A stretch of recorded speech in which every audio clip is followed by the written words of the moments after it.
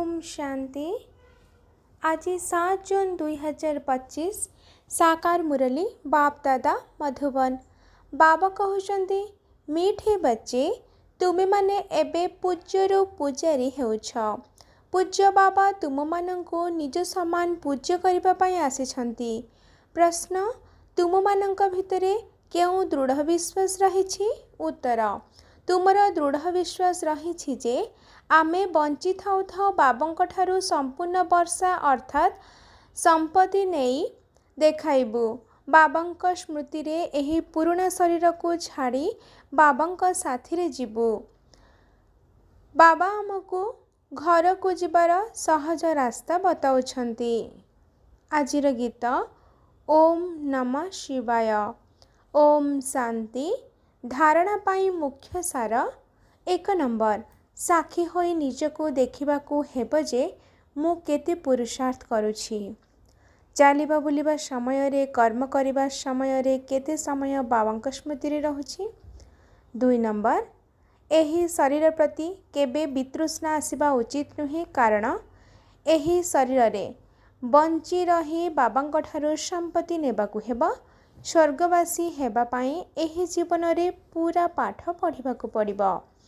आजिर वरदान त्रिकालदर्शी एवं साक्षी द्रष्टा होई प्रत्येक कर्म करिबा सहित बंधन मुक्त स्थितिर अनुभव द्वारा दृष्टांत स्वरूप हुआ।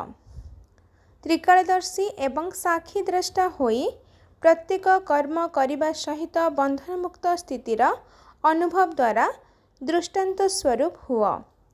विस्तार जदि त्रिकालदर्शी स्थिति रे स्थित होई कर्मर आदि मध्य अंत को जानी कर्म करुछ, तेबे कौनसी भी कर्म विकर्म होई परिबो नाही, सर्वदा सुकर्म ही हेबा। सेही परि जदि साक्षी द्रष्टा होई कर्म करिबो, तेबे कौनसी भी कर्मर बंधन रे बांधी होई कर्म बंधनी आत्मा हेबो नाही। कर्मर फल श्रेष्ठ हेबा कारणरू कर्म संबंध रे तो आसीबो, किंतु बंधन रे बांधी हेबो नाही। जदि कर्म करिबा समय रे न्यारा एवं प्यारा होई कर्म करिबो, तेबे अनेक आत्मांक सम्मुख रे दृष्टांत रूप अर्थात उदाहरणर स्वरूप होई जिवो।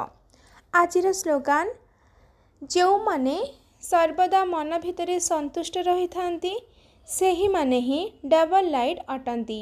आजिर अव्यक्त इशारा आत्मिक स्थिति रे रहिबार अभ्यास कर एवं अंतर्मुखी हुआ। जे कौनसी समर्थ संकल्प आत्मिक शक्ति अर्थात एनर्जी को जमा करि थाए एवं समय मध्य सफल करि थाए, किंतु व्यर्थ संकल्प तुमर शक्ति एवं समय को व्यर्थ रे नष्ट करि दिए। सेथिपाई एबे व्यर्थ संकल्पर रचना बंद कर, कारण एही रचना ही आत्मा रूपी रचयिता को दुखी करि थाए। तेणु सर्वदा एही निशारे रुह जे मु आत्मा मास्टर सर्वशक्तिमान अटे, समर्थ आत्मा अटे। ताहा हेले केबे भी निजे दुखी हेब नाही एवं अनेक आत्मांकर दुख दूर करिला बाला होई जिवो। आजिर याद प्यार।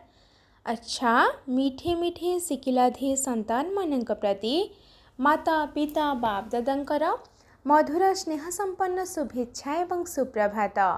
आत्मिक पितांकर आत्मिक संतान मानंकु नमस्ते। आत्मिक संतानंकर आत्मिक माता पिता बाप दादांको याद प्यार। नमस्ते नमस्ते नमस्ते। शुक्रिया बाबा शुक्रिया। अच्छा ओम शांति।